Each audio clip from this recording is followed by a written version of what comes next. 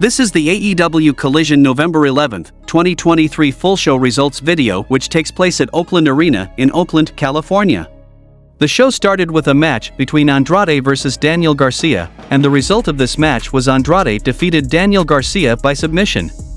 After the match, CJ Perry got in the ring and gave Andrade a big hug before raising his hand, and Miro was shown in the back smiling and shaking his head while patting the monitor he was watching this unfold on. The next match happened between Nick Wayne versus Dalton Castle, and the result of this match was Nick Wayne defeated Dalton Castle by pinfall. Adam Page cuts a promo on Swerve Strickland, saying it's a damn shame that he could have challenged for the title, but instead, he broke into Page's home. When he did so, he stepped through the gates of hell, so at Full Gear he's going to take him to the depths, because they're going to battle it out in a Texas death match. Page told Strickland to cherish every moment he could have had with his family and friends because he's not going to get to be with them anymore, at least not while he's still able to walk and talk. The next match happened between LFI versus the Workhorsemen, and the result of this match was LFI defeated the Workhorsemen by pinfall. Then House of Black cuts a promo, and they made clear they're coming for the AEW Tag Team Championship at Full Gear. Meanwhile, Julia Hart suggests a match for tonight that would see her potentially earn an opportunity at Chris Statlander's TBS Championship, and she proposes herself versus Willow Nightingale.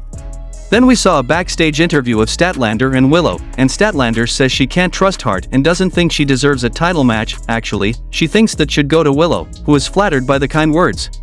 The next match happened between Roderick Strong versus Darius Martin, and the result of this match was Roderick Strong defeated Darius Martin by pinfall.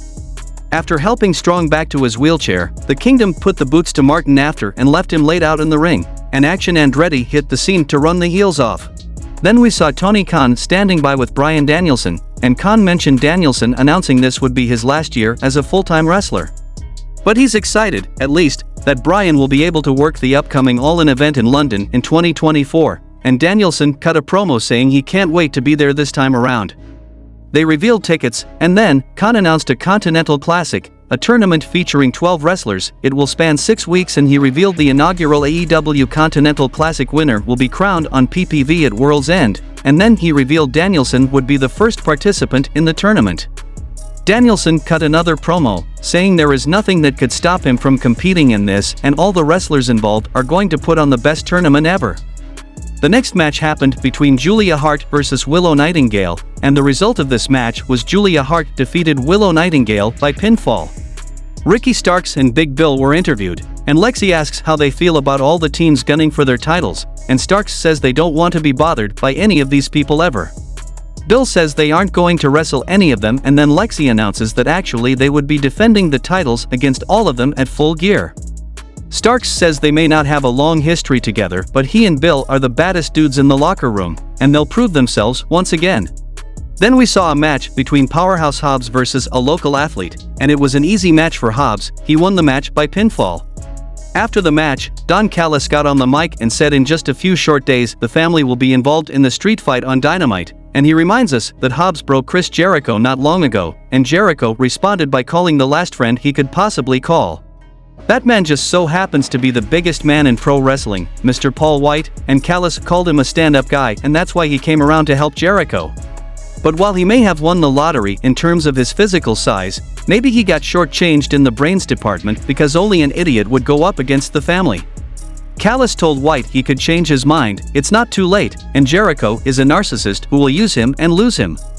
He got out of the ring and went straight to the commentary desk to get right up on him, and called White a scared giant and said he runs things here. As a reminder, he buried 2 giants in his career, and he's happy to have Hobbs do the same for him here. He ordered as much, but Hobbs didn't attack, instead pushing a piece of the table at White, who got up screaming for him to throw down, and Callis dragged Hobbs away instead. FTR interviewed backstage, and Lexi talks about how they've been on a roll lately, including the big win in the main event of Rampage last night. How are they doing? Wheeler calls out Starks and Bill for taking advantage of them, and Harwood gets on the mic and says it doesn't matter who they have to go through, their only goal is the tag team titles, so their road back to them starts now. In the main event of the show, we saw a match between Lance Archer and The Righteous versus Sting and Darby Allin and Adam Copeland, and the result of this match was Sting and Darby Allin and Adam Copeland defeated Lance Archer and The Righteous by pinfall.